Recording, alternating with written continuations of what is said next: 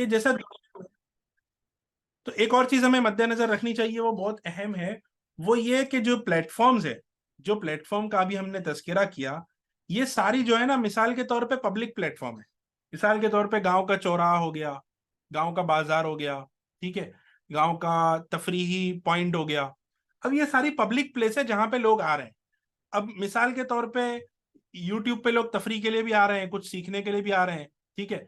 LinkedIn पे ज्यादातर लोग बिजनेस के लिए इस्तेमाल करते हैं, तो उसको बाजार की शक्ल दे दो, डिजिटल बाजार, ठीक है। लेकिन ये सब जो है ना पब्लिक प्लेस है, ये आपकी प्राइवेट प्रॉपर्टी नहीं है। मिसाल के तौर पे आपने सोशल मीडिया पे एक्टिव हो गए, फेसबुक, ट्विटर, यूट्यूब, इस पे आपके 1 लाख सब्सक्राइबर हो गए, ट्विटर पे आपके 10,000 फॉलोवर हो गए, फेसबुक पे 20,000 फॉलोवर हो गए, ठीक है। अब हुआ ये कि अचानक से यूट्यूब ने आपकी चैनल बंद कर दी। यूट्यूब ने आपकी चैनल जो है वो बंद कर दी। तो आपके पास सब्सक्राइबर्स का कोई एक्सेस नहीं बचेगा। क्यों? कि यूट्यूब जो है उस प्लेटफॉर्म का मालिक है, आप मालिक नहीं है। ये तो ऐसा हुआ, आप किसी के बाजार में जाके अपना ठेला लगा रहे थे, उसने आपका ठेला बंद करवा दिया, ठीक है। अब आपके पास ना अपने ग्राहक से कोई राब्ता है, ना आपके पास सब्सक्राइबर्स का कोई राब्ता है, ना आप उनसे किसी जरिए कांटेक्ट कर सकते हैं। हाँ, जो 10-20 हजार लोग फेसबुक, ट्विटर पे हैं, वो आपको रहेंगे। और सबने साथ में आपको बैंड कर दिया, तो आप अपनी ऑडियंस से बिल्कुल रातों रात डिस्कनेक्ट हो गए, ठीक है। तो इसके लिए क्या करना चाहिए कि पब्लिक प्लेस जो है ना वो सोशल मीडिया है, इसके साथ साथ आपकी एक प्राइवेट प्लेस भी होने चाहिए। ये हमारा इस वक्त उन्वान नहीं है, लेकिन मैं इसलिए बोल रहा हूं कि आपके पास आपकी एक वेबसाइट या ब्लॉग होना चाहिए जहां पे, और दूसरा ये कि जो आपकी ऑडियंस है, बहाने बहाने से, जैसा किसी ना किसी बहाने से उनके ईमेल्स आप कलेक्ट करके रखो। ये है आपकी प्राइवेट प्रॉपर्टी। अब आपको सारे सोशल मीडिया प्लेटफॉर्म ने भी अगर बैन कर दिया, और 1 लाख में से 50,000 लोगों के भी आपके ईमेल है ना आपके पास, तो आप उनको बोल देंगे कि भाई देखो, एक काम करो, यूट्यूब पे तो बैंड हो गया हूँ, मैं टेलीग्राम पे चैनल बना रहा हूँ, टेलीग्राम चैनल की लिंक ये है, यहाँ पे जुड़ जाओ। आपने ये 50,000 लोगों को ईमेल भेज दिया, पहले ही दिन आपको 5,000 लोग वहां पे इंशाल्लाह मिल जाएंगे, तवक्को और उम्मीद पूरी है उसके ऊपर, ठीक है। खुलासा ये है कि आप जब सोशल मीडिया पे काम करते हैं तो इस बात को मद्देनजर, बेहतरीन जरिया वही है क्योंकि पब्लिक वही है। बेहतरीन जरिया आपका ठेला लगाने का बाजार ही है, अगरचे दूसरे का बाजार है, उसको किराया दे के आप लगा रहे हैं वहां पे। लेकिन अगर आपने वहां से लोगों को अपने घर का एड्रेस भी देना शुरू कर दिया था, तो जब कभी आप वहां नहीं मिले तो लोग आपके घर पहुंचेंगे। वो आपकी वेबसाइट होगा, वो आपका ब्लॉग होगा, वो आपके ईमेल, आपके पास उन लोगों की ईमेल होंगे जिससे आप उनको कांटेक्ट कर सकते हो। फोन नंबर भी हो सकते हैं, आप फोन नंबर भी कांटेक्ट कर सकते हो व्हाट्सएप के जरिए या कॉल के जरिए, ठीक है।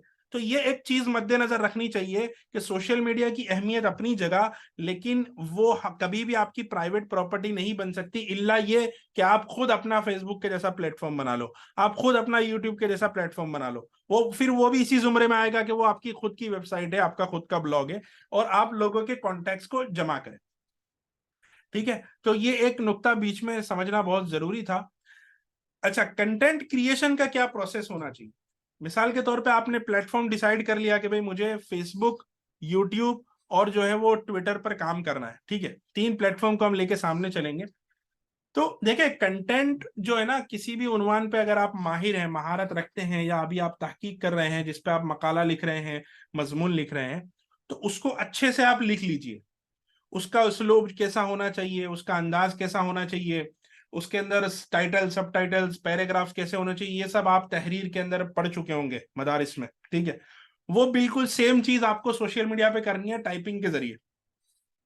तो सबसे पहले आपको क्या करना चाहिए, आप, हो सकता है बहुत से लोग ये होंगे कि यार ये कितनी मगज, मतलब कितना प्रॉब्लम है ना भाई, ब्लॉग भी संभालो, उस पर मजमून लिखो, फिर यूट्यूब के लिए वीडियो बनाओ, उसका उन्वान सोचो, फिर पॉडकास्ट बनाओ। तो यार मैं तो, अगर मान लो कि 1 महीना निकल जाएगा मुझे एक उन्वान पे काम करते करते, तो भाई एक दिन ब्लॉग आर्टिकल बनाया, दूसरे दिन यूट्यूब वीडियो बनाया, तीसरे दिन पॉडकास्ट बनाया, फिर इन्फोग्राफिक्स बनाया। तो खुलासा ये है कि आप अपने कंटेंट क्रिएशन का जो प्रोसेस है, कंटेंट बनाने का जो प्रोसेस है, उसको ऐसा स्ट्रीमलाइन करें कि आप अपने एक ही कंटेंट को रीपर्पस करते चले जाएं। मिसाल के तौर पे आपने एक मजमून लिखा आ, उसूल हदीस के टॉपिक पर, ठीक है। उसूल हदीस का उन्वान पे आपने एक मजमून लिखा, आर्टिकल लिखा। अब ये आर्टिकल जब रेडी हो गया तो इसको आप अपने डाल दो ब्लॉग पे, ठीक है। अपने ब्लॉग पे उसको पोस्ट कर दिया। अभी मैंने जैसा एक आर्टिकल आपको बताया शेख तलहा मनियार का, तो वहां पे आर्टिकल पोस्ट हो चुका है, अब लोग फायदा उठा रहे हैं वहां से। अब आप क्या करें, इस आर्टिकल की लिंक जितने लोगों के ईमेल है आपके पास, उनको भेज दें कि भाई देखो हमारा नया मजमून शाये हो चुका है, आप यहाँ पे पढ़ सकते हैं। उसका पहला पैराग्राफ लोगों का दिलचस्पी जगाने के लिए आप ईमेल में पेस्ट कर दें, और फिर यूं कहें कि मजीद पढ़ने के लिए इस ब्लॉग पे जाइए। तो आप क्या कर रहे होंगे, अपने ईमेल से लोगों को ब्लॉग पे भेज रहे होंगे। फिर अब उसी मजमून को जो आपने लिखा है, थोड़ी सी तरमीम करके उसको वीडियो की स्क्रिप्ट बना लो, जो आपको वीडियो में बोलना है। ठीक है, वीडियो भी दो तरह के होते हैं, अगर आपको चेहरा दिखाना है दिखाइए, नहीं दिखाना है मत दिखाइए, उससे कोई मसला नहीं है। बगैर चेहरा दिखाए भी आप वीडियो बना सकते हैं, और बेहतरीन वीडियो आपको जो है आपको फॉलोअर्स भी मिलेंगे, आपके मज़ामीन भी पहुंचेंगे। मिसाल के तौर पे मैं आपको दिखाऊंगा हजरत मुफ्ती अहमद खानपुरी साहब दामत बरकातुहू उनकी चैनल, आपको कोई भी चेहरे वाली वीडियो इसमें नजर नहीं आएगी। लेकिन देखो पूरे पूरे किताबों के दर्ज भी है, अल अदबुल मुफरद जो इमाम बुखारी की किताब है, पूरा उसका दर्स है। यहाँ जब आप प्लेलिस्ट में जाएंगे तो इस पे देखें, अलग अलग अनावीन पे आपको यकजा मिलेगी वीडियो सेग्रीगेट की हुई। ठीक है, औलाद की तालीम और तरबियत से मुतालिक 14 वीडियोस हैं। ठीक है, और किताबों की है, इत्तिबाए सुन्नत से मुतालिक पूरी पूरी किताबें भी हैं, तफसीर है, पूरे मुकम्मल दरस कुरान। ठीक है, अशमाइल मोहम्मदिया है, पूरे दुरूस आपको मिलेंगे। तो खुलासा ये है कि आपके उन पर है, आपको कैसी वीडियो बनानी है, आपको चेहरा दिखाना है, वीडियो में आना है नहीं आना है, ये पूर्ण मुकम्मल तौर पे आपका इख्तियार है। ठीक है, हाँ, तो आप क्या करें, जो आपने मजमून लिखा है उसी को वीडियो की स्क्रिप्ट बना के आप वीडियो पब्लिश कर दें। पॉडकास्ट अगर रिकॉर्ड करना चाहते हैं तो उसी स्क्रिप्ट को ऑडियो में रिकॉर्ड करके स्पॉटिफाई की जैसे प्लेटफॉर्म पे अपलोड कर दें। अब जो आपने मजमून लिखा है, अगर किसी जरा से किसी तरीके से आप उसका नक्शा बना सकते हैं, जैसा कि अभी ये नक्शा आपको स्क्रीन पे नजर आ रहा है। ठीक है, तो जिससे समझने में बहुत आसानी होती है। तो अगर आप मान लो कि उसूल हदीस के मुतालिक अगर आप कोई नक्शा बना सकते हैं, देखें किसी ना किसी ने बनाई होगी, मैं गूगल करता हूं सर्च। ठीक है, देखें जैसे ये सारे नक्शे आप देख रहे हैं कि ये जो इस पीरियोडिक टाइम टेबल है, ये खिलाफत इस्लामिया का नक्शा बनाया हुआ है। तो इस तरह से अगर कोई उसूल हदीस का अगर आप नक्शा बना सकते हैं तो एक मरतबा बैठ कर उसको बना लीजिए। अगर आप ग्राफिक डिजाइनिंग जानते हैं तो बहुत अच्छी बात है, अगर आप नहीं जानते तो कागज पे बना के किसी ग्राफिक डिजाइनर को दे दें कि भाई ये नक्शा मुझे बना दे इस तरह से। ठीक है, तो वो इंफोग्राफिक भी बना लो। अब देखो, जो आपकी तहकीक और रिसर्च है वो आपने एक ही बार की है, आपने मजमून लिखा, उसी को स्क्रिप्ट में कन्वर्ट करके वीडियो रिकॉर्ड कर ली, उसी वीडियो को ऑडियो बनाकर आप स्पॉटिफाई पे डाल दो। लेकिन वीडियो में एक फायदा ये होता है कि दौरान गुफ्तगू अगर कुछ आ रहा है तो आप स्क्रीन पे दिखा भी सकते हैं, जिस तरह के अभी मैं आपको दिखा रहा हूं। ठीक है, वो आपका ऑडियो में वो बेनिफिट नहीं रहेगा, तो उसी तरह से आपको फिर बोलना पड़ेगा। मिसाल के तौर पे जैसा मैं बोल रहा हूँ कि जैसा कि आप अपनी स्क्रीन पर देख पा रहे हैं, अगर मैं कहीं सिर्फ ऑडियो डाल रहा हूं तो फिर ये जुमला मेरा फजूल हो जाएगा ना वहां पे, तो उसके लिए आपको अलग से ऑडियो रिकॉर्ड करनी पड़ेगी। फिर आप क्या करें, उसी कंटेंट के मुतालिक कुछ क्विज रख लें, कोई कॉन्टेस्ट रख लें, और कुछ Q&A बना लें कि भाई इसके अंदर जो मैंने मजमून लिखा है इसमें ये सवाल पैदा हो सकता है, किसी कोई सवाल पैदा हुआ है, अब लोग लिखेंगे कि हाँ हाँ ये भी हमारे जहन, फिर दूसरे दिन आप उसका जवाब लिख दें। आप उसी को ई बुक की शक्ल देकर PDF बनाकर जो है वो व्हाट्सएप पे डाल दें, अपनी वेबसाइट पे अपलोड कर दें। किंडल, अमेजॉन किंडल का प्लेटफॉर्म है, वहां पे आप बेच भी सकते हैं। मिसाल के तौर पे आपने कोई अच्छी किताब लिखी 100-200 सफ़े की, अब आप चाहते हैं कि आप इसको फ्री में नहीं देना चाहते, तो आप उसको अमेजॉन किंडल पे अपलोड करके उसकी $1 कीमत रख दो। अब होगा ये कि अमेजोन वाला कीमत वसूल करेगा, जो आदमी कीमत दे रहा है वो जिंदगी भर उसको पढ़ पाएगा अपने मोबाइल के एप्लीकेशन में। तो ये एक मुस्तकिल जरिया है, आपके लिए एक रेवेन्यू का भी जरिया होगा, आपकी अर्निंग का जरिया होगा कि भाई आपने किताब लिखी, अब जिंदगी भर वहां पे लोग $1 दिए जा रहे हैं, $1 ज्यादा, $1 रखो, $5 रखो, $10 रखो, जैसा आपको रखना है, फ्री रखना है तो फ्री रखो, कोई मसला नहीं है। अब ये जो आपने उन्वान लिखा है उसको आप सोशल मीडिया कंटेंट कैसे बना सकते हैं, इसकी तफसील हम नेक्स्ट स्टेप में देखते हैं, क्योंकि सोशल मीडिया कंटेंट बहुत तरह का होता है। ठीक है, तो अब उसूल हदीस में आपने एक लॉन्ग वीडियो 10 मिनट की, जो आपने मकाला लिखा था, मजमून लिखा था, उसकी 10 मिनट की वीडियो तो डाल दी, लेकिन और किस किस तरह की, आप मिसाल के तौर पे आपने उसूल हदीस में आपने 10 उसूल बताए हैं, तो आप 10 अलग अलग उसूलों की 10 शॉर्ट वीडियो बना सकते हैं, 1-1 मिनट की, जिसके अंदर आप हदीस की कोई इस्तिलाहात समझा सकते हैं कि भाई मुतवातिर हदीस की क्या तारीफ है, सही लिजाती की क्या है, सही गैरी क्या, हसन क्या है, ज़ईफ क्या है, मौजू क्या है। तो अब ये देखो 5 शॉर्ट वीडियोस बन गई उसी मजमून में से जो आपने पहले लिखा था। अब इसमें आपको बहुत ज्यादा मेहनत नहीं करनी पड़ेगी, ठीक है। तो अगर आप एक हफ्ते का शेड्यूल लेके चलते हैं कि मैं जुमा के दिन अगर एक मजमून लिखता हूँ, या सनीचर के दिन मजमून लिखता हूँ, इतवार के दिन उस पर वीडियो अपलोड करता हूँ, सनीचर के दिन उस पर पॉडकास्ट करता हूँ, इतवार के दिन क्या, हाँ सनीचर, अच्छा जुमा के दिन मजमून लिखा, सनीचर के दिन वीडियो, इतवार के दिन पॉडकास्ट, पीर के दिन इन्फोग्राफिक्स बनाओ, मंगल के दिन उस पर सवाल जवाब करो, ई बुक अगर करना है तो ठीक है, या बाकी बचे दिनों में आप उसी में से छोटी छोटी सोशल मीडिया की पोस्ट बनाए। एक एक उसूल की आप डिजाइन इमेज भी बनवा सकते हैं और बहुत सारी चीजें कर सकते हैं। अब वो किन किन तरह का कंटेंट होता है, कंटेंट होता है एक तो होता है लॉन्ग फॉर्म कंटेंट जिसके अंदर आर्टिकल्स आ गया, लैंडिंग पेज कॉपी आ गई, आपकी वेबसाइट के पेज पे क्या लिखना है उसको लैंडिंग पेज कॉपी कहा जाता है। अगर आपने कोई ईमेल की सीरीज बनाई है, मिसाल के तौर पे आपने 5 किस्तों में 5 ईमेल बनाए, एक ईमेल की सीरीज बनाई कि ये उसूल हदीस जो है मैं 5 किस्तों में इंशाल्लाह आपको मैं समझाऊंगा। पहला ईमेल आज आपको मिलेगा, दूसरा ईमेल 3 दिन के बाद मिलेगा, तीसरा ईमेल उसके 3 दिन के बाद मिलेगा। तो इसको कहते हैं ईमेल सीक्वेंस। जैसा कि अभी हम मजल्लात देखते हैं ना, निदाए शाही निकलता है, दारुल उलूम के नाम से निकलता है, गुजराती में बहुत सारे महानामा निकलते हैं। तो उसके अंदर बाज मजामिन जो एक किश्तवार आते हैं, तो वो आप ईमेल के जरिए भी लोगों को भेज सकते हैं। फिर हो गया रिव्यूज, आपने कोई किताब पढ़ी है जो नई आई है, किसी नई तहकीक आई है, कोई नई तखरीज हुई है, तो आप उसके ऊपर अपनी राय का इजहार करें टेक्स्ट के फॉर्म में, और उसको रिव्यू कहते हैं कि भाई ये किताब मैंने खरीदी है, माशाल्लाह बहुत बेहतरीन काम हुआ है। जो भी आपका रिव्यू है उसके बारे में आप उसको लिख सकते हैं, ठीक है। शॉर्ट फॉर्म कंटेंट के अंदर सोशल मीडिया कैप्शन, आप एक इमेज अपलोड कर रहे हैं तो उसके साथ एक दो लाइन आप लिखते हैं, उसको कैप्शन कहा जाता है। सोशल मीडिया एड कॉपीज है, अगर आप पैसे देकर सोशल मीडिया में एड चलाना चाहते हैं तो उसकी कॉपीज लिखनी पड़ती है, उसमें क्या टेक्स्ट हो, क्या लिखा हुआ है। ईमेल अगर आप लिख रहे हैं तो उसकी सब्जेक्ट लाइन बहुत अहमियत रखती है।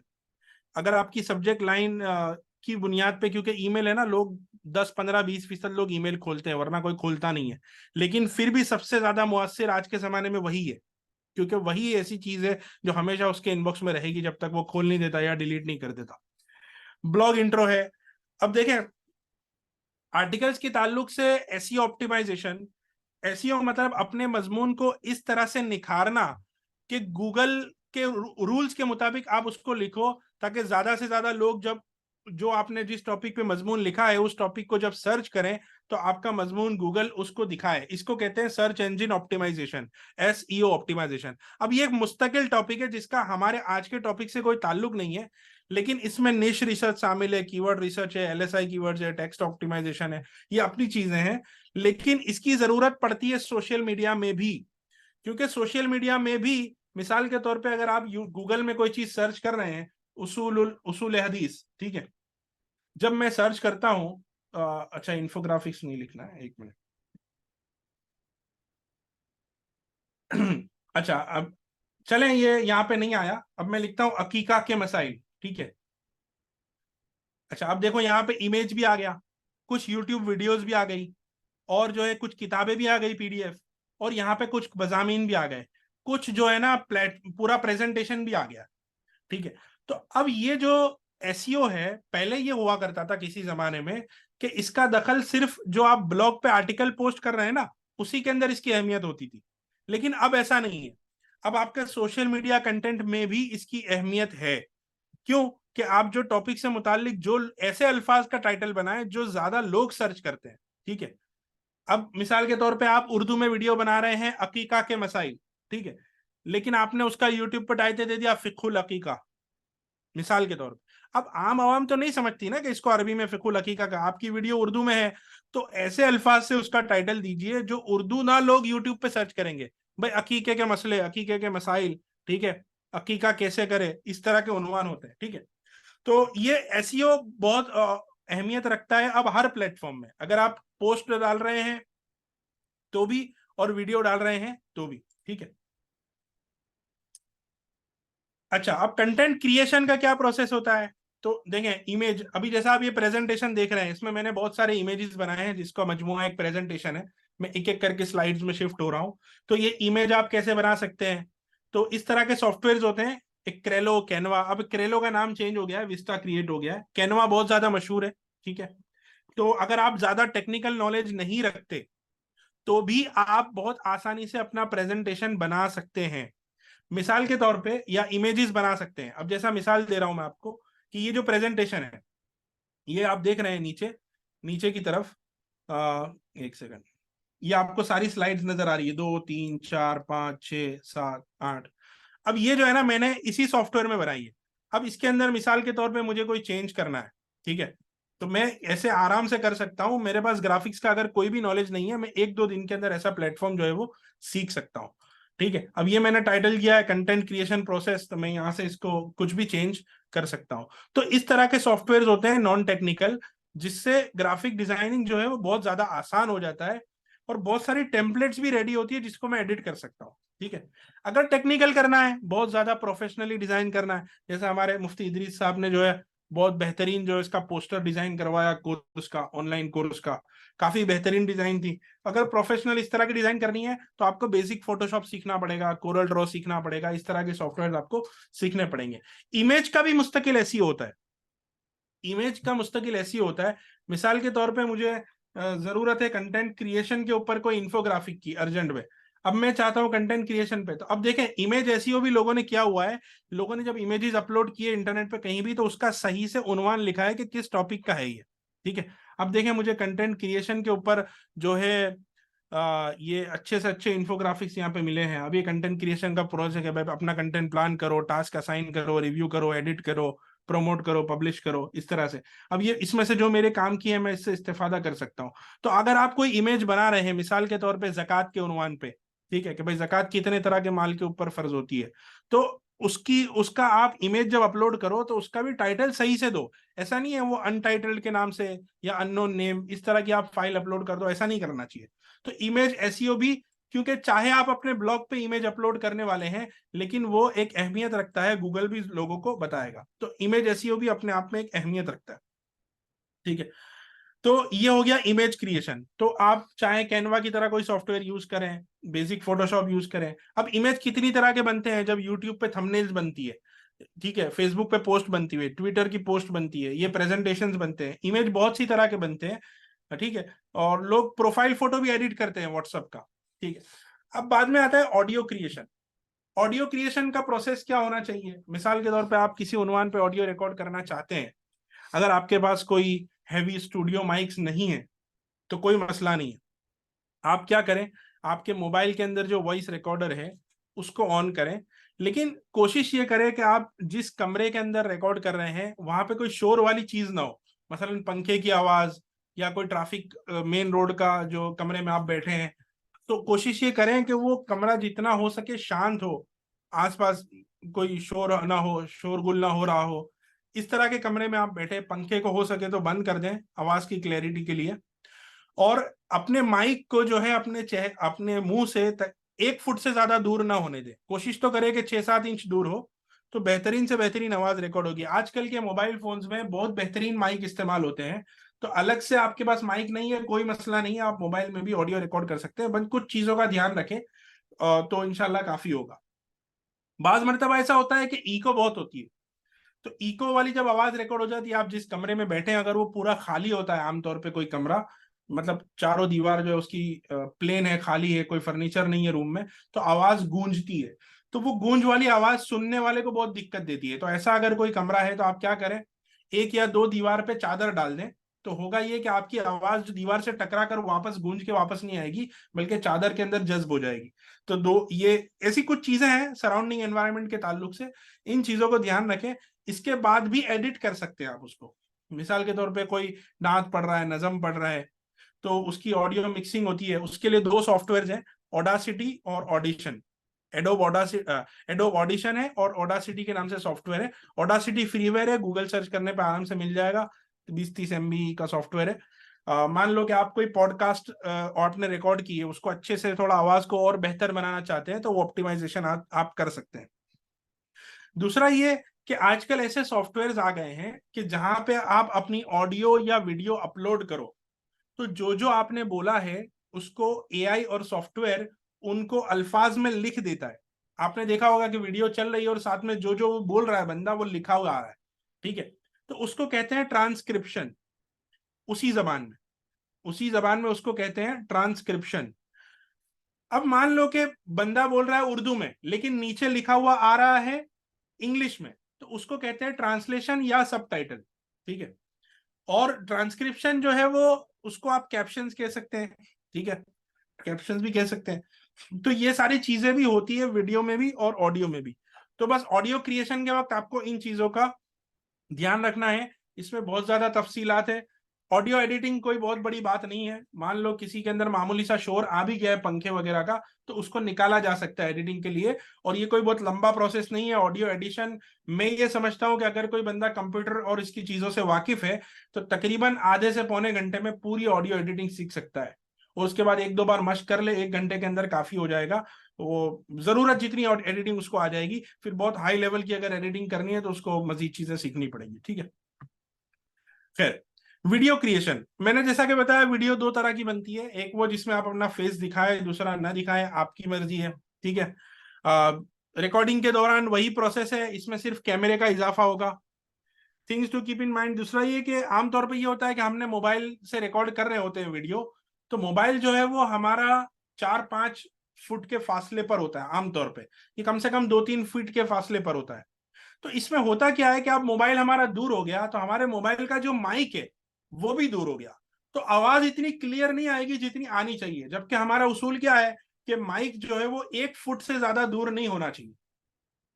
तो इसके लिए जो वो कॉलर माइक होता है वायर वाला, जो आप यहाँ कॉलर पे लगा लें और उसका वायर मोबाइल में कनेक्ट कर दें, ये बेहतरीन तरीका है। दूसरे आजकल मार्केट में सेम वायरलेस माइक भी आ चुके हैं। रोड कंपनी है और इसके अलावा भी 2-3 कंपनी है। किसी भी कंपनी का वायरलेस माइक, चाइना के भी आते हैं सस्ते वाले जो 800-1000 रुपए में मिल जाते हैं, ठीक है। तो आप जो भी माइक इस्तेमाल करें, अगर आपके मुंह से करीब है तो बेहतर ही आवाज रिकॉर्ड होने वाली है, ठीक है। तो ये वीडियो में इसमें कैमरे का इजाफा हो गया। अब इसमें आपको ध्यान ये रखना है वीडियो के अंदर एक चीज और। जैसा अभी मेरी वीडियो आपको नजर आ रही है, ठीक है, उम्मीद करता हूं सबको नजर आ रही होगी। तो इसी की मैं मिसाल देता हूं। इसमें आपको ध्यान ये रखना है कि आप कैमरे के सेंटर में बैठे हो, कैमरा जहां रखा है, और आपके चेहरे पर 3 डायरेक्शन से वीडियो लाइट पड़ रही हो, ठीक है। लाइट जो है राइट साइड से भी आनी चाहिए, लेफ्ट साइड से भी आनी चाहिए और सामने से भी आनी चाहिए। वरना क्या होगा, वरना कैसी वीडियो आएगी, मैं अल्फाज में समझाने के बजाय प्रैक्टिकल समझाना ज्यादा बेहतर समझूंगा। देखें, अभी जो लेफ्ट तरफ की लाइट है मैंने बंद कर दी है। अब ये वीडियो देखें, ठीक है। अब मैं लेफ्ट तरफ की लाइट जो है, मेरी वीडियो नजर आ रही है सबको? चैट कहाँ गई? अच्छा, चैट डिसेबल्ड है। मेरी वीडियो नजर आ रही है? चैट एनेबल करें एडमिन। जी जी, वीडियो नजर आ रही है सबको? जी। अब देखें, मैं लेफ्ट तरफ की लाइट बंद कर रहा हूं तो देखो ऐसी वीडियो नजर आएगी। एक तरफ अंधेरा होगा और दूसरी तरफ उजाला होगा, और दूसरा मेरे अपने चेहरे का साया भी पड़ रहा होगा जिसकी वजह से लाइट इस तरफ नहीं पहुंच रही है। बहुत सिंपल चीज है लेकिन लोग इसको ध्यान नहीं रखते, इसलिए बताना पड़ रहा है, ठीक है। अब मैं क्या करता हूं, लेफ्ट तरफ की लाइट ऑन करता हूं और राइट तरफ की बंद करूंगा। देखिए, अब राइट तरफ से बंद हो गया, ठीक है, और ये सामने की। अब मैं दोनों तरफ से बंद कर रहा हूं, देखो अभी भी लाइट है कमरे में लेकिन सिर्फ एक है। अब मैं टेबल लाइट भी ऑन कर रहा हूं। तो ये मामूली से फर्क से वीडियो में जमीन आसमान का फर्क आ जाता है। अब 3 डायरेक्शन की वीडियो की क्वालिटी और 1 या 2 डायरेक्शन की वीडियो में जमीन आसमान का हमेशा फर्क होगा, ठीक है, हमेशा ही होगा फर्क। अब इसमें आप क्या करेंगे, मिसाल के तौर पे बेहतरीन तरीका क्या है? बेहतरीन तरीका यह है कि अगर आप लाइट जो है ना, कोई बहुत हैवी होना जरूरी नहीं है। लोग रिंग लाइट लगाते हैं। भाई अगर आप हमेशा एक ही जगह बैठ के रिकॉर्ड करने वाले हो तो जो एलईडी ट्यूबलाइट आती है उसकी मिसाल मैं आपको बता दूं। देखें, ये जो एलईडी ट्यूबलाइट है, एलईडी ट्यूबलाइट जो आमतौर पे होती है, ये एक तरफ है, ये जो है वो दूसरी तरफ है, और ये सामने मेरे पास टेबल पे एक लाइट रखी हुई है, एक ऊपर की तरफ लाइट है, ठीक है। तो 3 डायरेक्शन से मुझे लाइट चाहिए, इसके इससे ज्यादा कुछ नहीं चाहिए, ठीक है। अब ये लाइट जब मेरे पास आ रही है, अगर मेरे पास ऐसा सेटअप नहीं है और मुझे दिन के वक्त वीडियो रिकॉर्ड करनी है, तो बेहतरीन ये है कि जो नेचुरल लाइट आपके घर में जहां से आ रही है, नेचुरल लाइट जो सूरज की रोशनी है, उस बारी के सामने आप बैठ जाइए, उस बारी के सामने की तरफ जहां पे रोशनी पड़ रही है, और अपने सामने कैमरा जो है वो इस तरह से प्लेस कर दीजिए। वो बेहतरीन ऑप्शन है। ये तो मसनूई है ना, नेचुरल का मुकाबला कोई लाइट नहीं कर सकती। ये देखो हमें कितना तामझाम करना पड़ा, 3 4, अल्लाह ने सूरज की रोशनी को ऐसा बनाया है कि वो एक तरफ से नहीं आती, वो मुकम्मल अपना जो है वो फैल जाती है हवा के अंदर। ठीक है, एक सेकेंड। तो बेहतरीन ऑप्शन ये है। तो हम वीडियो क्रिएशन के प्रोसेस पर थे।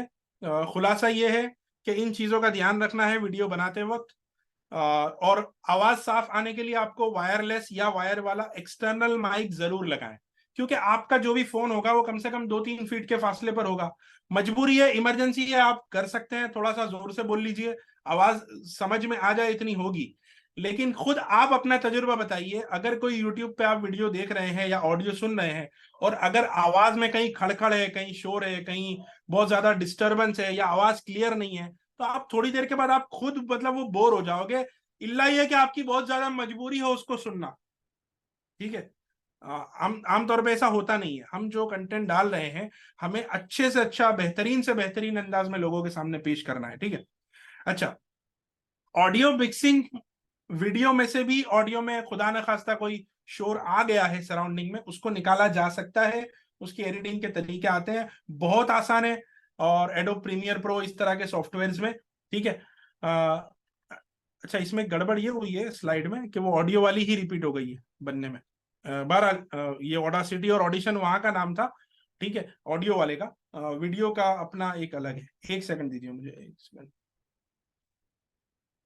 ठीक है, चलें, कोई मसला नहीं। तो वीडियो क्रिएशन का प्रोसेस ये है कि आपकी वीडियो में जो नजर आ रहा है वो साफ हो, सुनाई दे रहा है वो क्लियर हो, आपका वीडियो की क्वालिटी अच्छी हो, अगर आप एडिटिंग कर रहे हैं तो वो अच्छी हो।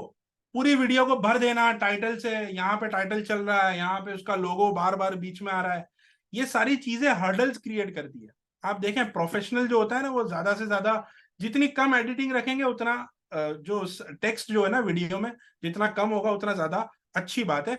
अब इस तरह की बहुत सारी चीजें हैं, और ये मुस्तकिल एक टॉपिक है। हम इसकी मुस्तकिल बाकायदा ट्रेनिंग होती है। तो इसमें बहुत सारे फैक्टर्स हैं, मैं सिर्फ मेन मेन फैक्टर्स अभी आपके सामने बता रहा हूं। जब वीडियो बन के रेडी हो गई, फिर उसके बाद उसका एडिटिंग का प्रोसेस है। अब एडिटिंग आप कैसी करना चाहते हैं, बहुत सारी तरह की एडिटिंग होती है। आजकल ये चलता है कि हर वीडियो में लोग जो है नीचे कैप्शंस डालते हैं, सबटाइटल्स डालते हैं, लोग ट्रांसलेट करते हैं। और उसके अंदर मिसाल के तौर पे मैं तज़किरा कर रहा हूँ पहाड़ का, तो पहाड़ की वीडियो आ गई बीच में कि भाई ये पहाड़ है। मैं तज़किरा कर रहा हूँ मक्का का, हरमैन शरीफैन का, तो हरमैन शरीफैन की वीडियो आ गई। इस तरह से बहुत सारी चीजें, बहुत सारी तरह की एडिटिंग होती है। मुझे उसकी मिसाल दिखाने की जरूरत नहीं, आपने तरह तरह की वीडियो लोगों की यूट्यूब पे देखी होगी। लेकिन आप जो बेहतरीन एडिटिंग होगी ना, वो आमतौर पे लोगों को रागिब करती है, लोग उसकी तरफ अट्रैक्ट होते हैं, आवाज साफ होने की वजह से। आपकी वीडियो में आप लोगों का दिमाग खाने के बजाय काम की चीज दें उनको। मतलब मसलन आपने इसमें यह भी चीज अहमियत रखती है कि आप वीडियो में क्या बोल रहे हैं। आपने वीडियो शुरू की, अस्सलाम वालेकुम, मेरा नाम ये है, मेरी चैनल पे आपका स्वागत है, अगर आपने मेरी चैनल को सब्सक्राइब नहीं किया, 2 मिनट तक यही बोल रहा है सब्सक्राइब करो भाई, तो वीडियो कब शुरू करेगा? तो वीडियो जो उन्वान है बस बिस्मिल्लाहिर्रहमानिर्रहीम या मुख्तसर अल्हम्दुलिल्लाहि व कफा व सलामुन अला इबादिल्लज़ीना इस्तफा, मुख्तसर में करके अपने मुद्दे की बात शुरू करें। आजकल क्या हो गया है, आजकल ये हो गया है कि लोगों का अटेंशन स्पैन जो है ना बहुत कम हो गया है। मिसाल के तौर पे, आप यूट्यूब पे जो शॉर्ट्स आती है, शुरू के 3 सेकंड के अंदर बंदा डिसाइड कर लेता है कि इस वीडियो को मुझे आगे देखना है या नहीं देखना है। 3 सेकंड के अंदर तो आपकी वो वीडियो भगा देगा, उसके बाद इतना सुनने का टाइम ही नहीं है मेरी चैनल को सब्सक्राइब करो ये वो। मैं ये अपना नजरिया बता रहा हूँ, किसी को इख्तिलाफ हो सकता है, अगर कोई कर भी रहा है मुझे जाती तौर पे कोई प्रॉब्लम नहीं है। लेकिन जो कर रहा है तो वो अपनी ऑडियंस रिटेंशन के अंदर उसका फर्क देखेगा। इसकी बहुत बड़ी अहमियत ये भी होती है। मिसाल के तौर पे हमारे यहाँ कंटेंट क्रिएशन में खास करके शॉर्ट्स जो वीडियो बनती है 1 मिनट की, उसमें यह कहा जाता है कि पहले 3 से 5 सेकंड में आपको बंदे के ध्यान को पूरा खींच लेना है। क्या आपको पता है आप यूट्यूब के जरिए भी पैसे कमा सकते हो? अब ये ऐसा सवाल है जो थॉट प्रोवोकिंग है। ये सवाल उसके ख्यालात को जो है वो झिंझोड़ देगा, सोचने पे मजबूर कर देगा कि यार क्या मैं जानता हूं, हाँ मैं जानता हूं। अब फौरन 5 सेकंड के बाद आपका जवाब, भाई हाँ आप YouTube के जरिए इस तरह से पैसे कमा सकते हो और ये तरीका मैंने अपनी तफसीली वीडियो में सिखाया है, आप मेरी YouTube चैनल पे जाके देख सकते हो, ये शॉर्ट वीडियो थी, ठीक है। इस तरह से अब देखें मैंने 15 सेकंड के अंदर अपनी बात मुकम्मल रख दी है और सामने वाले का बात जो है ध्यान पूरी तरह से खींच भी दिया है। अब यहां पे एक और YouTube एल्गोरिदम काम करता है। शॉर्ट्स के अंदर यूट्यूब कैसे वीडियो चलाता है, आप देखेंगे कोई बंदा 100 वीडियो डाल चुका है, अभी तक 150 व्यू आते हैं, लेकिन किसी एक बंदे ने पहली वीडियो डाली और उसके 1 लाख व्यू आ गए।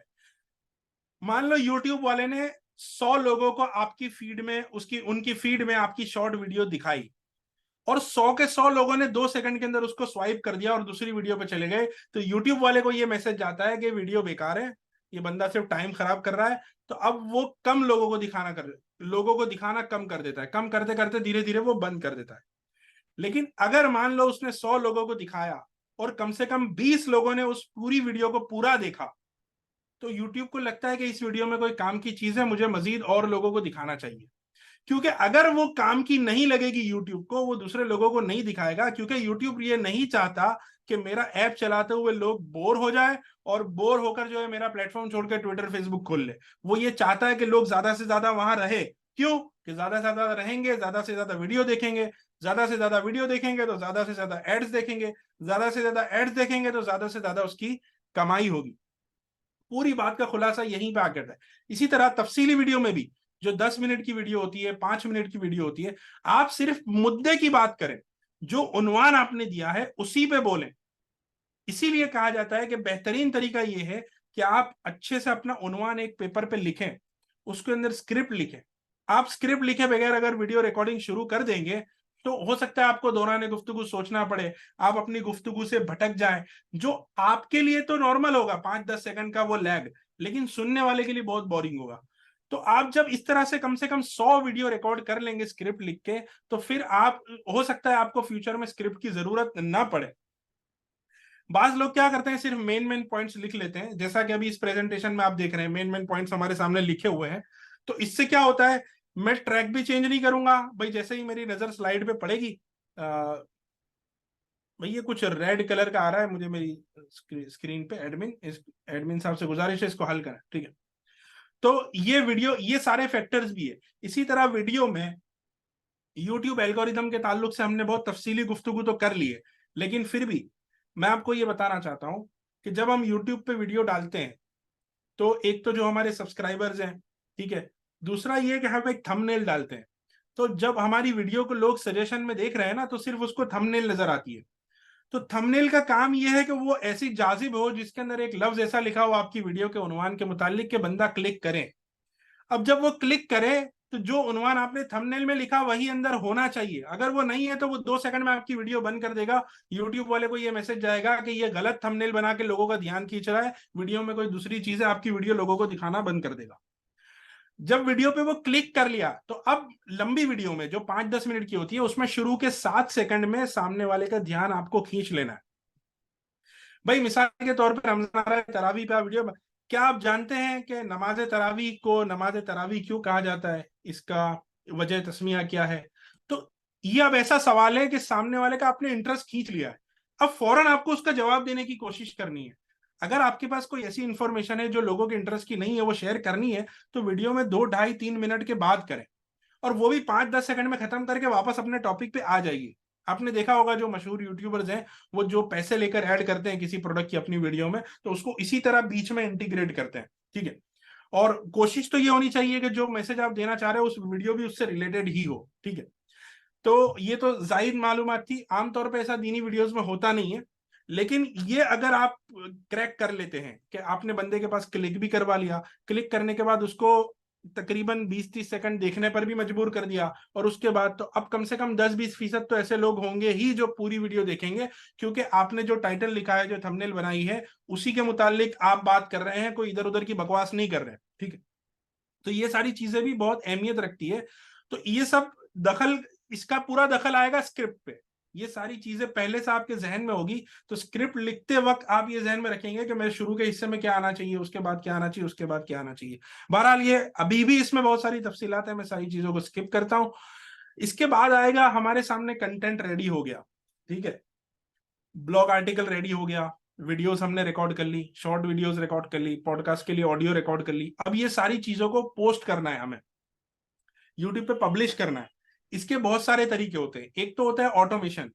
ऑटोमेशन इस तरह से होता है, ऐसे सॉफ्टवेयर हैं मार्केट में कि भाई मैं जब वीडियो यूट्यूब पे अपलोड करूं तो अपने आप वो फेसबुक पर पोस्ट हो जाए, उसमें से जो है क्लिपिंग्स कट हो जाए और वहां पे ये सब ऑटोमेशन, वो पूरा ऑटोमेशन है। लेकिन ऑटोमेशन हर बार परफेक्ट नहीं होता। और दूसरा है कि मैन्युअल है, आप अपने हाथ से करें। सवाल ये है कि बेहतर कौन सा है? बेहतर मेरी राय में मैन्युअल ही है, क्योंकि मैन्युअल में हर प्लेटफॉर्म की अलग अलग नीड्स होती है। आपने एक टाइटल लिखा यूट्यूब के लिए, फेसबुक के एल्गोरिदम के हिसाब से हो सकता है उसमें आपको एक दो अल्फाज चेंज करने हो, इंस्टाग्राम पे हो सकता है आपको हैशटैग्स ऐड करने हो मजीद, ट्विटर पे हो सकता है आपको उसको शॉर्ट करना पड़े उसके डिस्क्रिप्शन को, क्योंकि उसमें कम अल्फाज लिखने की कैपेसिटी होती है फ्री अकाउंट में। अगर आपका प्रीमियम अकाउंट है तो आप कितना भी लिख सकते हैं। तो ये सारी चीजें होती है। हाँ, सपोर्टिव ऑटोमेशन यूज करना चाहिए। मिसाल के तौर पे हमारी चैनल है यूट्यूब पर, तो हमने एक ऑटोमेशन किया हुआ है कि जैसे ही हमारे चैनल पे कोई वीडियो अपलोड होगी तो हमारा एक बॉट है, जो हमने बॉट बनाया है, वो बॉट हर 10 मिनट पे हमारी यूट्यूब चैनल चेक करता रहता है, भाई कोई नई वीडियो आई है। जैसे ही हमने वीडियो पब्लिश की तो वो जो हर 10 मिनट पे चेक कर रहा है, जब वो आएगा पहली मर्तबा वीडियो अपलोड होने के बाद, वो देखेगा कि नई वीडियो आई है, तो वहां से उसकी लिंक खींच लेगा उस वीडियो की और हमारी टेलीग्राम चैनल पे पोस्ट कर देगा। तो इस तरह का सपोर्टिव ऑटोमेशन यूज करना चाहिए कि आप यूट्यूब पर ट्रैफिक जमा करना चाहते हैं, तो जैसे ही आपकी वीडियो पब्लिश हुई यूट्यूब पर, आप आपके फेसबुक पेज पे लिंक चली जाएगी, टेलीग्राम ग्रुप में चली जाएगी, टेलीग्राम चैनल में चली जाएगी। व्हाट्सएप पे तो थोड़ा महंगा पड़ता है ऑटोमेशन, लेकिन अभी इसका काम भी नहीं है हमें। खुलासा ये है कि आप पूरी तरह से जिस प्लेटफॉर्म पे काम कर रहे हैं उसके एल्गोरिदम को समझें, और पूरे एल्गोरिदम को समझने के बाद आपके कंटेंट की क्वालिटी देखें। उसके बाद आप डिसाइड करें कि मेरे लिए ऑटोमेशन यूज करना सही है या नहीं। अगर आपकी क्राइटेरिया में सही बैठता है, आपको लगता है कि हाँ मेरा जो काम है, जो प्लेटफॉर्म में यूज कर रहा हूं उसमें मैं ऑटोमेट कर सकता हूं, कर सकते हैं आप, ठीक है। ऑटोमेशन का इस्तेमाल कर सकते हैं, मैन्युअल भी कर सकते हैं। जैसा कि मैंने अभी मिसाल दी, इसके अंदर बहुत सारे रीच के फैक्टर्स भी होते हैं। मिसाल के तौर पे आपने फेसबुक पे बस वही डाल दिया जो यूट्यूब पे डिस्क्रिप्शन लिखा था, तो आपको उतनी रीच नहीं मिलेगी। फेसबुक पे क्या है कि सर्च इंजन नहीं है वीडियो का इतना पावरफुल जितना यूट्यूब का है। तो फेसबुक पे आपको क्या करना पड़ेगा, आपको उस फील्ड से रिलेटेड लोगों को टैग करना पड़ेगा, 2-3 लोग जिनकी तरफ से आपको इजाजत हो टैग करने की, ठीक है।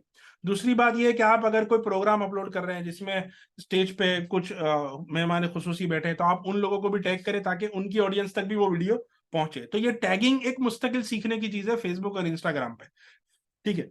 वैसे यूट्यूब में भी टैगिंग का ऑप्शन होता है, टाइटल टैगिंग, डिस्क्रिप्शन टैगिंग, लेकिन वो इतना ज्यादा मुअस्सिर नहीं है जितना फेसबुक और इंस्टाग्राम में।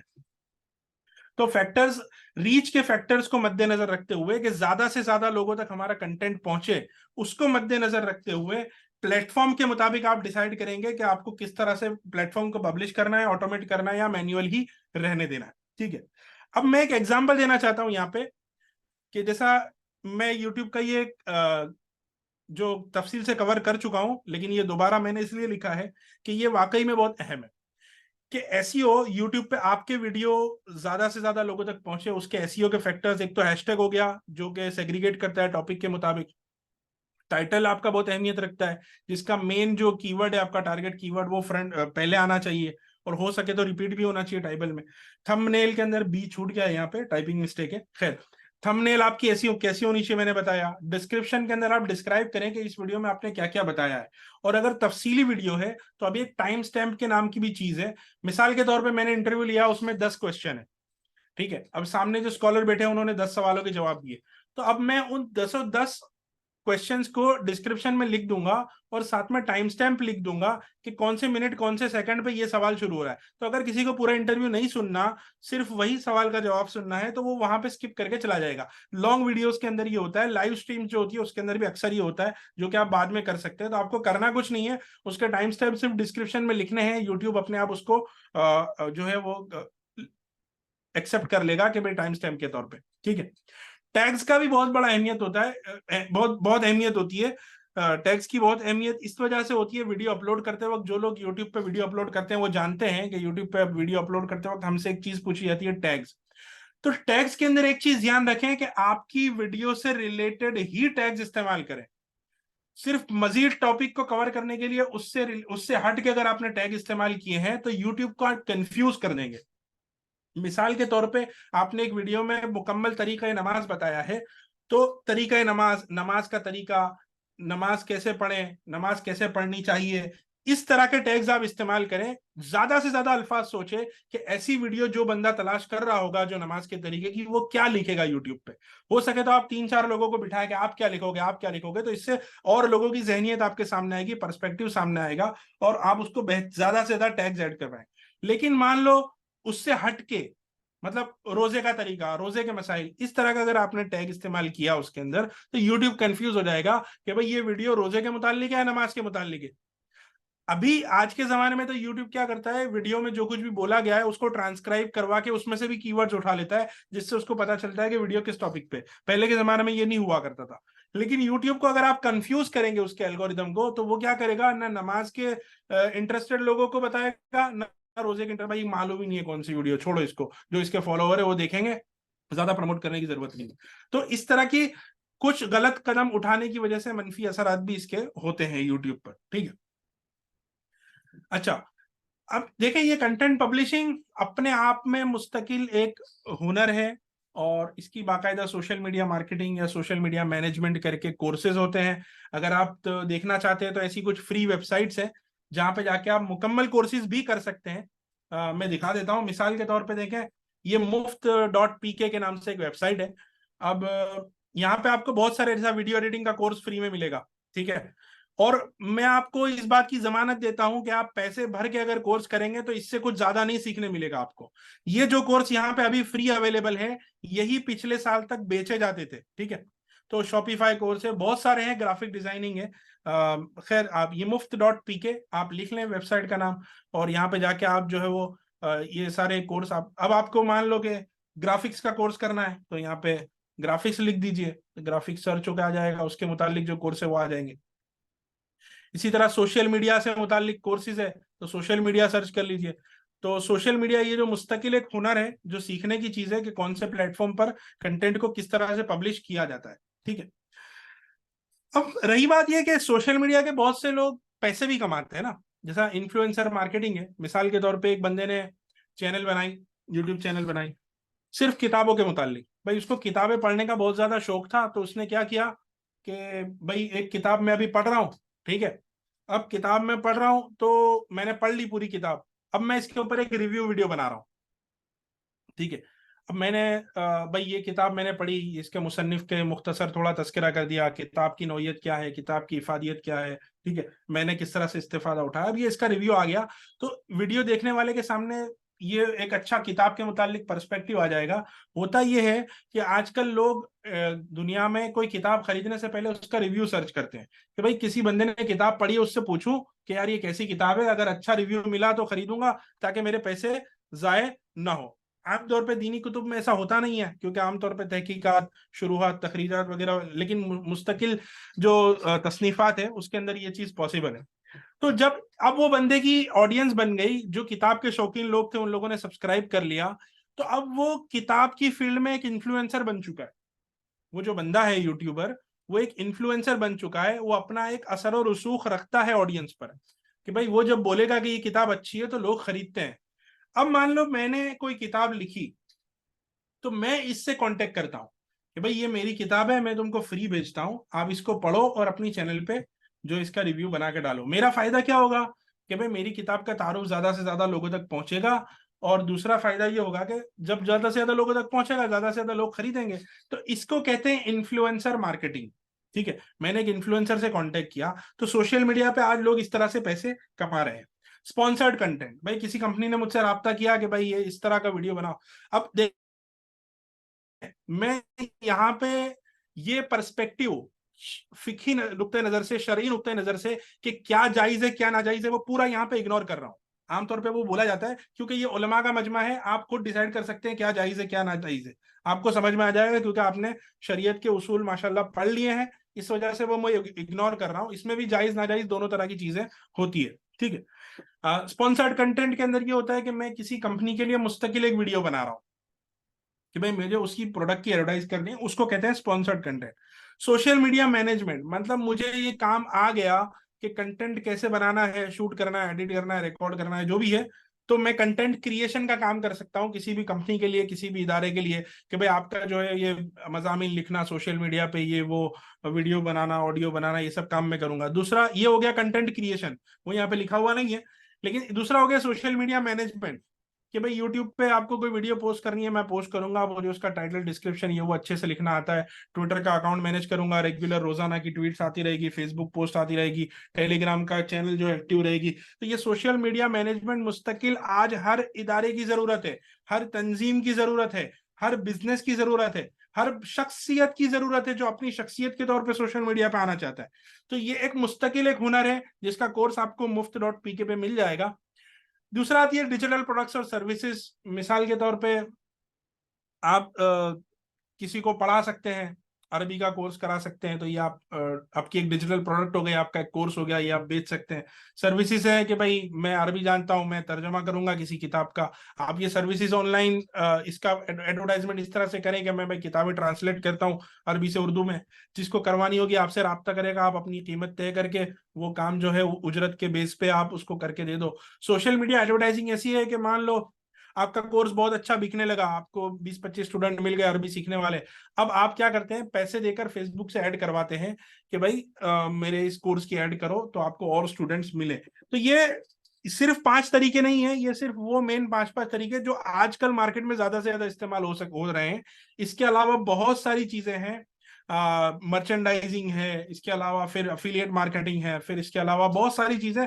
मुस्तकिल एक शोबा है, सिर्फ ऑनलाइन पैसे कमाना, ये मुस्तकिल एक उन्वान है जिसके ऊपर 2 घंटे का वर्कशॉप लग सकता है। ठीक है, तो बहरहाल मैं अब आगे चलता हूँ। ठीक है, एक और चीज जहन में रखनी चाहिए, वो ये है कि सोशल मीडिया में काम करने से पहले आपको थोड़ा बहुत बहुत ज्यादा नहीं, मैं ऐसा नहीं बोल रहा हूँ आप वकालत की डिग्री लो ऑनलाइन कानून में, ठीक है, सिर्फ 5-10 मिनट के कॉपीराइट क्या होता है। मसलन किसी बंदे ने किसी पहाड़ का फोटो खींचा है, तो वो उस कंटेंट का मालिक है, अगर वो चाहे तो उसको स्टॉक इमेज के तौर पे ऑनलाइन बेच सकता है, और लोग बेचते हैं, कोई ताज्जुब की बात नहीं है। मुस्तकिल ऐसे हजारों लोग आपको ऑनलाइन कांटेक्ट करवा सकता हूं जिनका बिजनेस ही ये है कि वो जंगल में जाके सीनरी के, पहाड़ा के, अलग अलग शहर के अलग अलग मकामात की स्टॉक वीडियो और स्टॉक इमेजेस बेचते हैं बाकायदा। मिसाल के तौर पे मैं एक डॉक्यूमेंट्री बना रहा हूं दारुल उलूम देवबंद के बारे में।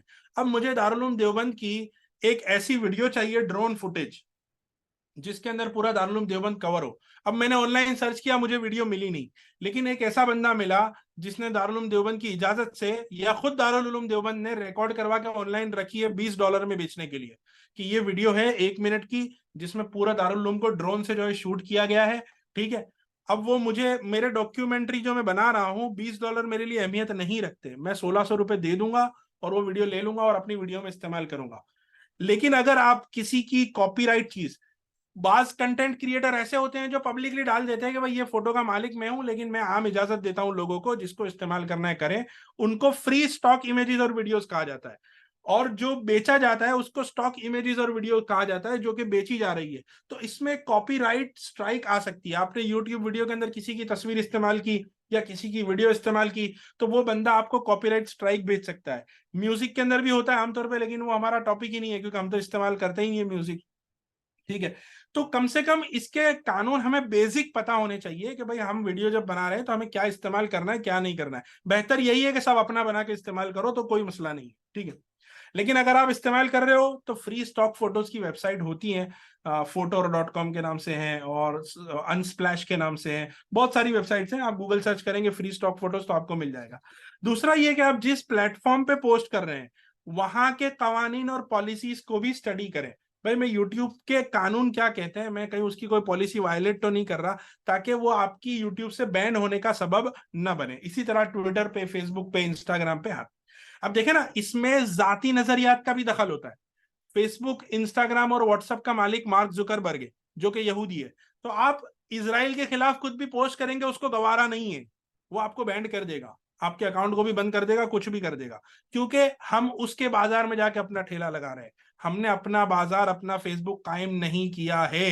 ये हमारी कमी है, हम पीछे हैं, हमें इसमें आगे बढ़ना चाहिए, वो 2 नंबर की चीज है। लेकिन अभी उसी के बाजार में जाके काम करना है तो उसके कानून को फॉलो करना पड़ेगा।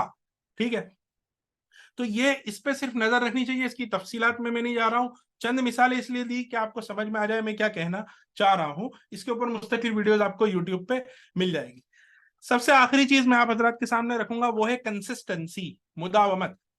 जोश में आ गए, 2-3 वीडियो बना दी, डाल दी, फिर 2 साल तक कोई अता पता नहीं हजरत कहाँ पे रूपोश हो गए। तो इस तरह से सोशल मीडिया पे अगर काम करना है तो ठीक है, अकाउंट आपका बन जाएगा, यूजर नेम आपको मिल जाएगा, कोई दूसरा आपका यूजर नेम नहीं ले पाएगा। लेकिन अगर ग्रो करना है तो आप क्या करें, एक ही दिन में 10 वीडियो रिकॉर्ड कर लें और उसको हर हफ्ते पोस्ट करते रहे, तो 10 वीडियो का 10 हफ्ते का मवाद आपके पास आ गया। ठीक है, इसी तरह हर महीने आप एक दिन निकाल लें, वो कुछ भी ऐसी तरतीब बनाए अपने लिहाज से, ये आपके पर्सनल कैपेसिटी पे आप डिसाइड करेंगे आपको कैसे काम करना है। लेकिन कंसिस्टेंसी अगर है तो आपकी चैनल बढ़ेगी बढ़ेगी और बढ़ेगी, उसके अलावा कोई रास्ता नहीं है। हमने ऐसी भी ये चैनल्स देखी है जिनकी एडिटिंग बिल्कुल नल्ला है, ऐसा अपनी जुबान में बोलो तो, अगर बिल्कुल ही बेकार है, लेकिन जो बात वो बता रहा है वो काम की है, तो लोग देखते हैं, लोग फॉलो करते हैं। ठीक है, आपकी वीडियो एडिटिंग कितनी, कोई एडिट नहीं की, सिर्फ मोबाइल से रिकॉर्ड किया, आवाज क्लियर है, डाल दी। ठीक है, एक बंदा है, उसका चैनल नाम भी बहुत मशहूर है, जीशान उस्मानी के नाम से, आप देखें कोई एडिटिंग नहीं, सिर्फ वीडियो रिकॉर्ड किया, डाल दी। लेकिन काम की बात है, मुद्दे की बात है, जो उन्वान उसने लगाया है, अगर वो 3 मिनट में खत्म हो रहा है तो 3 मिनट में वो वीडियो खत्म करेगा, एक सेंटेंस भी एक्स्ट्रा नहीं डालेगा जिससे किसी को बोझ हो। तो आज उसके 10 लाख सब्सक्राइबर हो गए। ठीक है, लेकिन कंसिस्टेंसी है, रेगुलर रहें इसके अंदर, जल्दी ना करें। आपके पास 3 वीडियो रेडी हुई, 3 वीडियो ठीक है भाई, 3 वीडियो रेडी हो गई, एक आप रिकॉर्डिंग का टाइम सेटिंग कर लें, एडिटिंग के लिए जो बंदा है आपके पास या आप खुद एडिट करें, उसकी एक तरतीब बना के कंसिस्टेंसी और मुदावमत के साथ काम करें, बहुत सारी चीजें होती है। दूसरा ये है कि देखें, ये हर चीज का है, शरीयत में भी उसी अमल को पसंद किया गया है जिसके अंदर मुदावमत हो। बहरहाल ये आखिरी पॉइंट था मेरा। और दूसरा ये है कि मनफी पहलू से बचें, एहतियात और एतदाल का दामन न छोड़ें, और कंज्यूमर का नजरिया समझें। कंज्यूमर यानी जो आपका कंटेंट कंज्यूम कर रहा है, जो आपकी वीडियो देख रहा है, वो उसको समझने की कोशिश करें कि लोगों को आज किस चीज की तलाश है। जब जिस चीज की तलाश है, नीड है, और आप सप्लाई करेंगे तो अपने आप आपका कंटेंट चलने वाला है ना। मैं आपको ऐसे गुमराह शख्सियात बगैर नाम ले बता सकता हूं जिन लोगों ने ऐसे उन्वान पे वीडियो डाल के मशहूर हुए हैं जिन पे लोग नहीं डालते थे वीडियोस किसी जमाने में। मिसाल के तौर पे अज़दवाजी जिंदगी से मुतालिक जो है खलवत के मसाइल आमतौर पे लोग नहीं डालते थे यूट्यूब पे, तो एक बंदा आया, झूठ लिखा डिस्क्रिप्शन में कि देवबंद से पढ़ा हुआ है, आलिम ही नहीं है वो। ठीक है, लेकिन मशहूर हो गया। इल्मी, जब आप उसका मकाम देखेंगे आप उसको निरा जाहिल पाएंगे। और मसला ये है कि अगर वो सही भी बता रहा होता मसाइल, तो चलो ठीक है, अच्छा है भाई, चलो कोई कमा रहा है पैसा, हमें कोई दुख नहीं है। लेकिन मसला ये है कि वो गलत मसाइल बता रहा है। और आम है, अल-अवाम कल अनाम। ठीक है, जिसकी 10 वीडियो देख ली, नेचुरल बात है, फितरी चीज है कि उसका तासुर, उसकी अजमत उसके जहन में बैठने वाली है। जब वो बैठेगी तो फिर वो उसकी हर बात को जो है वो कबूल करता चला जाएगा, क्योंकि इसके पास तो कोई जहन में पैमाना है ही नहीं, शरई दलाइल और उसूल तो पढ़े नहीं है कि वो क्या गलत बता रहा है क्या सही बता रहा है, उसकी तमीज कर सके। तो फिर होगा क्या कि वो शख्स गुमराह हुआ तो वो सारे अपने फॉलोअर्स को लेके गुमराह होगा। तो ये मनफी पहलू इसके हैं, बहुत सारे हैं। मैं जो कह रहा हूं कंज्यूमर का नजरिया समझे, इसकी एक बहुत बेहतरीन मैं आपको मिसाल दूंगा, जो समझ जाए तो समझ जाए। मिसाल के तौर पे हमारे यहाँ इफ्ता में यह पढ़ाया जाता है कि भाई साइल का जो सवाल है बस उसी को मद्देनजर रखते हुए मुख्तसर जवाब दिया जाए। एक मिजाज पाया जाता है, बहुत सारे फतावा की कुतुब में यही अंदाज है, आप दारुल उलूम देवबंद के फतावा देखेंगे तो भी अक्सर यही अंदाज मिलता है, उसको तफसील से समझाया नहीं जाता। लेकिन देखें, एक तो वो दारुल इफ्ता थी पुराने जमाने में जिसमें एक तहरीर एक कागज के ऊपर आपको दे रहा है बंदा, उसी कागज पे आप जवाब लिख के दे रहे हैं, तो वो उस बंदे तक महदूद है, उस बंदे तक वो जवाब महदूद है। लेकिन जब आप ऑनलाइन दारुल इफ्ता चला रहे हैं तो आपको सिर्फ साइल के जहनियत को नहीं, बल्कि हर पढ़ने वाला इस जवाब को पढ़कर क्या नतीजा अख्ज करेगा इस पर गौर करना चाहिए। पढ़ने वाला कौन हो सकता है? वो भी हो सकता है जो खुदा के वजूद का मुनकिर है, मुल्हिद भी हो सकता है। वो भी हो सकता है जो कि इस्लाम दुश्मन अनासिर है, इस्लामोफोबिक लोग, वो भी हो सकते हैं। वो भी हो सकते हैं जो इस्लाम पे एतराज करने के बहाने ढूंढने के लिए फतावा देख रहे हैं ऑनलाइन, वो भी हो सकते हैं। ये भी हो सकता है कि कोई कादियानी देख रहा हो, कोई शकीली देख रहा हो, ये भी हो सकता है कि कोई गुमराह शख्स मुनकिर हदीस उसको देख रहा हो, ठीक है, मुनकिरीन फिका देख रहा हो, ठीक है, कोई अहले बिदअत में से देख रहा हो। तो आप जब जवाब बनाएंगे तो जवाब तो दीजिए एक सेंटेंस में, लेकिन उसकी कुछ तशरीह, कुछ तफसील, आप वीडियो भी बनाए तो इसी तरह से हो कि आपके पास एक सवाल आया, आप जवाब की वीडियो बना रहे हैं, तो इन सारे पहलुओं को, क्योंकि आप जहां वीडियो डाल रहे हो वहां पे हर तरह के लोग हैं। सिर्फ आपको सवाल पूछने वाले ने फोन कॉल किया हो तो ठीक है, उसके हिसाब से आप मुख्तसर जवाब देके उसको लपेट दो, चलेगा। लेकिन यहाँ पे आपको कंज्यूमर का नजरिया समझना पड़ेगा, वरना होगा क्या जो अभी हुआ माजी करीब में। ठीक है, तो जज़ाकल्लाह खैरन, मुझे आप हजरात ने ये मौका दिया, मेरी बात यहाँ पे मुकम्मल होती है। मुफ्ती साहब से गुजारिश करूंगा कि अगर मुझसे कोई चूक हुई हो तो उसके लिए मैं माजरत खा हूँ। मेरी अपनी बात मुकम्मल हुई। जज़ाकल्लाह खैरन। अस्सलाम वालेकुम व रहमतुल्लाहि व बरकातुहू। मुफ्ती साहब। जी जी, जज़ाकुमुल्लाह जज़ाकुमुल्लाह ताला अहसन जज़ा फिद्दारैन। माशाल्लाह, बहुत अच्छी तरह से आपने एक्सप्लेन किया, बहुत ही खूबसूरत अंदाज में आपने पेश किया, बहुत अहम मालूमात आपने दी माशाल्लाह। जो ज़रूरी उमूर थे, जो उसूल थे, ज़ाब्ते थे, कानून थे, उनसे मुताल्लिक भी आपने माशाल्लाह अच्छी मालूमात हम सबको पहुंचाई।